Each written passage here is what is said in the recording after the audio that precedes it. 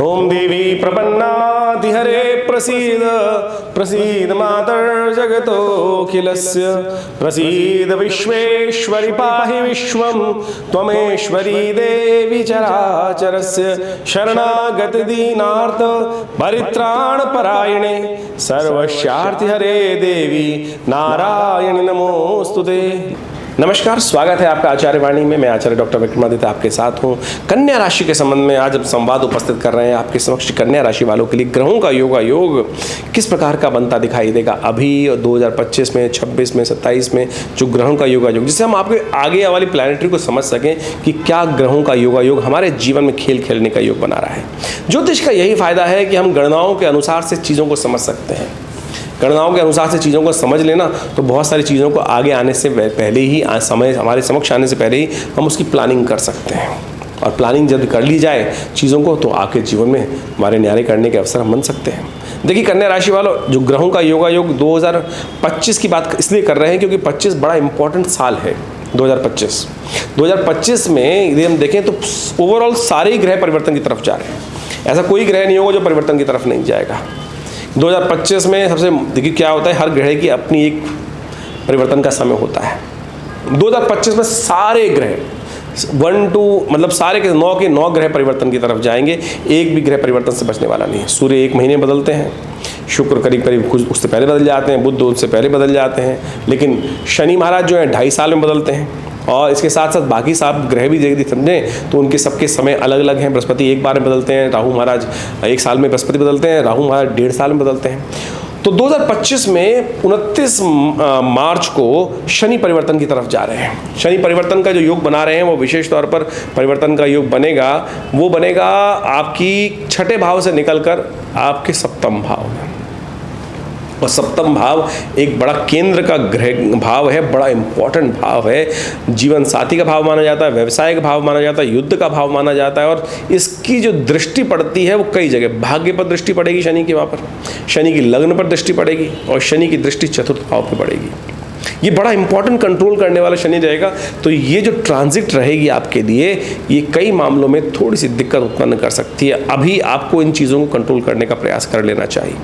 जिन जिन महत्वपूर्ण कार्यों को आप करने का प्रयास कर रहे हैं, इस वक्त बृहस्पति आपके लिए फुल सपोर्ट में बैठे हैं। और बृहस्पति तो ओवरऑल मुझे दिखाई देता है कि हमें इस बात का साथ साथ आभास हो रहा है कि आने वाले 3 साल आपके शनि कितनी खराब हो, लेकिन बृहस्पति आपकी सपोर्ट करने के योग बनाएंगे। तो आप एक बात समझें, इस वक्त स्थितियां विकट हैं, बिल्कुल लग रही होंगी आपको विकट स्थिति है, क्योंकि शनि 6ठे भाव में बैठकर आपके लिए एंजाइटी बढ़ा रहे हैं। अननेसेसरी की आपके कई बार के ऐसे रोड़े सामने आ सकते हैं जो आपके द्वारा, जो कई लोगों ने उपस्थित कर दिए हैं, या थोड़ा सा आपके सामने विरोधी पक्ष आपसे भारी स्थिति में है और आपके आगे बढ़ने की स्थिति को कमज़ोर कर रहा है, बिल्कुल है।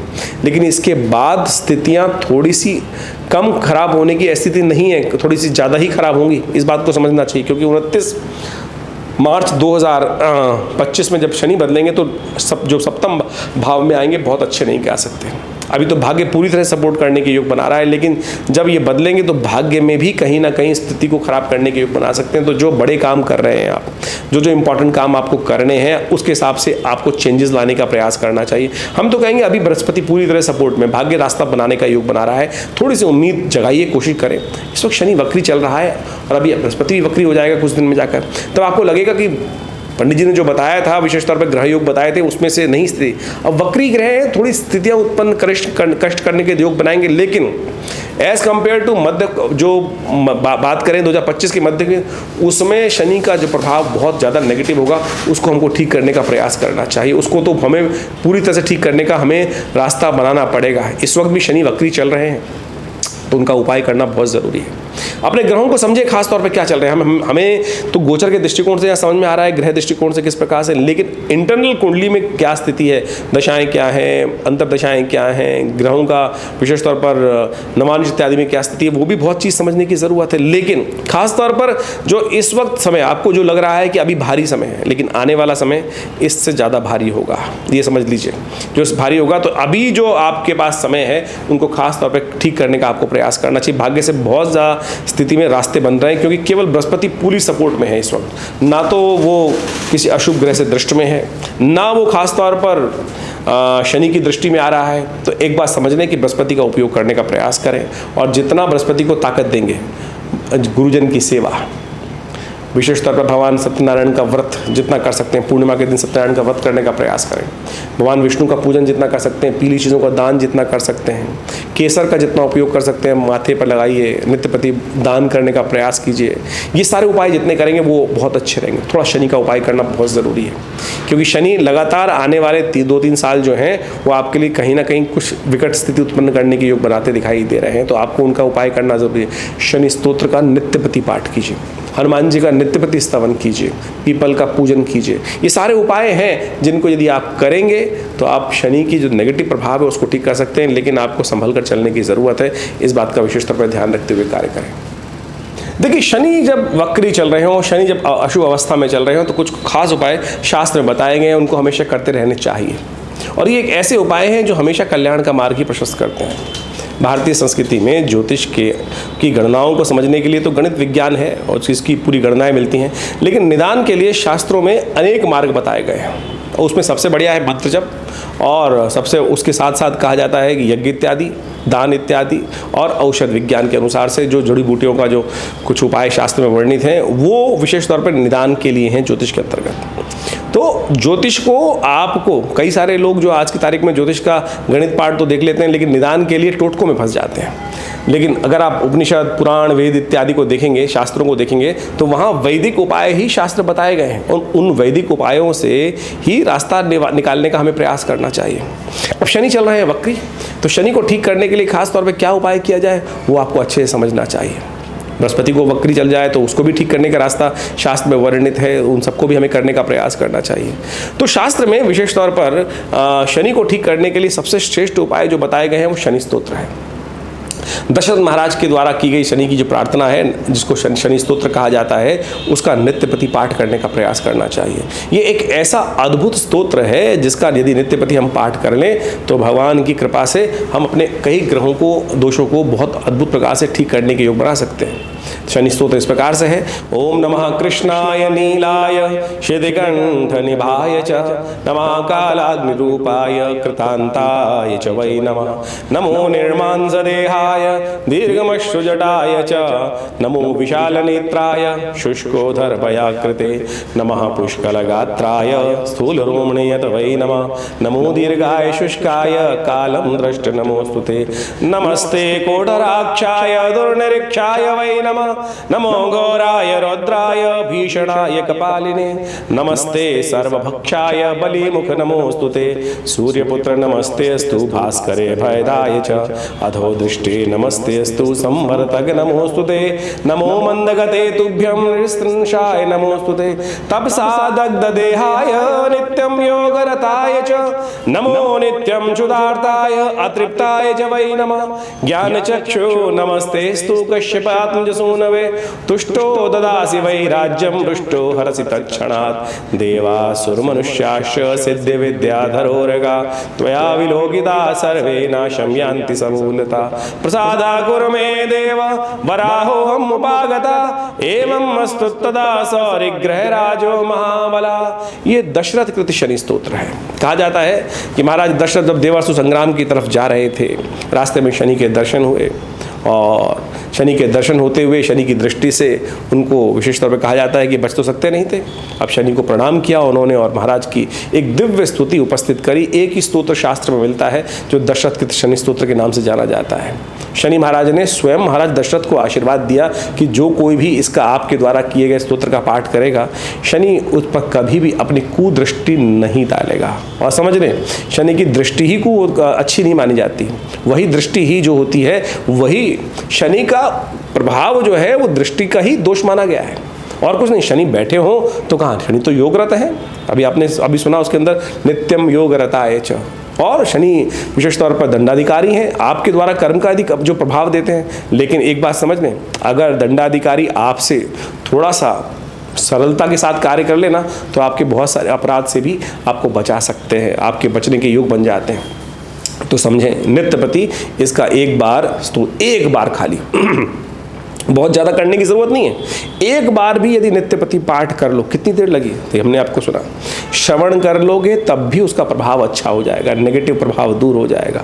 तो आप इसको नित्यपति पाठ करने का प्रयास करें। जो शनि महाराज का नेगेटिव प्रभाव, कभी भी दशाएं चल रही हो, अंतरदशाएं चल रही हो, वक्र स्थिति हो, अशुभ स्थिति हो, अस्त हो, तो ये सब चीज़ें आपके लिए बहुत बढ़िया कार्य कर सकते हैं। तो इसको आपको समझते हुए कार्य करने का प्रयास करना चाहिए। ये आपके लिए शुभ योग बनाएगा, लाभ के योग प्रशस्त करेगा और आनंद के योग अद्भुत रूप से बनाने का प्रयास करेगा। तो शनि का ये दिव्य स्तोत्र हमने आपको बताया, इसका पाठ नित्यपति करने का प्रयास करें। इसके साथ साथ बृहस्पति का भी एक साथ साथ शुभ योग आपको लेने का प्रयास करना चाहिए। बृहस्पति के लिए कई शास्त्रों में उपाय बताए गए हैं। केसर का टीका नित्यपति लगाना, केसर नहीं है तो हल्दी का टीका लगा सकते हैं, क्योंकि केसर के साथ विचित्र विडंबना तो ये हो जाती है कि पता नहीं शुभ मिलेगा कि नहीं, जो कहीं नकली ना मिल जाए। कहीं आज की तारीख में सिंथेटिक दृढ़ धागों को काट कर वहाँ डाल देते हैं और फिर वो कह देते हैं केसर है। तो ऐसे में सबसे बढ़िया चीज़ हल्दी है ना, हल्दी का नित्यपति टीका लगा लिया करो। और ना मिले तो ब्राह्मणों की सेवा कर दो, गुरुजन का आशीर्वाद लेने का प्रयास करो और साथ साथ बृहस्पति के मंत्र का जप करें। ओम ग्रांग ग्रीं ग्रौंग सह गुरुवे नमः। पुराना बात समझ लीजिए, ओम ग्रांग ग्रीं ग्रौंग सह गुरुवे नमः। पीले रंग के प्रज्वलित प्रकाश का ध्यान करते हुए यदि 108 बार इस मंत्र का नित्यपति पाठ कर लेंगे तो बृहस्पति का जो शुभ प्रभाव है वो भी आपके लिए बहुत अच्छा हो सकता है। हींग लगे ना फिट करे रंग चोखा हो, ये समझें।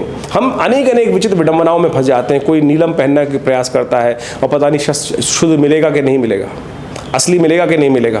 आजकल तो सिंथेटिक वो बहुत क्या है कल्चर्ड मिल जाते हैं और साथ साथ उसके लिए क्या होता है कलर, सिंथेटिक कलर का उपयोग करके जो स्फटिक है उसको द्वारा बना, क्रिस्टल के द्वारा बना देते हैं। तो उन सब चीज़ों में पैसे खर्च करने से बचें। सीधे साधे उपाय हम आपके समक्ष उपस्थित कर रहे हैं। मंत्र से बढ़िया पॉजिटिव चीज़ कुछ नहीं हो सकती है। तो अपने ध्यान को, क्योंकि आप अपने लिए जितना सोच सकते हैं ना, शायद दूसरा आपके लिए नहीं सोचेगा। और मंत्र जब यदि आप स्वयं कर लें तो बहुत उससे बढ़िया क्या है, क्योंकि जो दुख हमको हो रहा है, जो कष्ट हमको हो रहा है, हमसे ज़्यादा कोई नहीं जानता। कितना ही हमारा सन्निकट व्यक्ति हो, मैं कहूँगा कोई भी सन्निकट व्यक्ति हो, शायद उसको हमारी उतनी परिस्थिति का भान नहीं हो सकता जितना हमको अपनी परिस्थिति का स्वयं होता है। तो इसलिए हमारे करने, सामने वाला हमारे लिए करेगा, 100 बार करेगा तो उसका छोटा सा प्रभाव होगा, लेकिन हम यदि एक बार भी कर लेंगे तो हमारे सामने वाला 10,000 बार जितनी बार करेगा ना, उतना बढ़िया प्रभाव नहीं उत्पन्न कर सकता है। तो हमको थोड़ी देर अपने समय को इन कार्यों की तरफ लगाने का प्रयास करना। विश्वास कीजिए, ये आपका जो विश्वास है ना, आपकी समस्याओं को निदान करने के लिए बहुत सुंदर रास्ता बना सकता है। हमारे आश्रम पे तो हमने इन स्तोत्र का, इन समस्त मंत्रों का नित्यपति यज्ञ भी रखा हुआ है। हमारे विवेकानंद योगाश्रम में नित्यपति 8 घंटे करीब यज्ञ चलता है पिछले करीब 50 सालों से।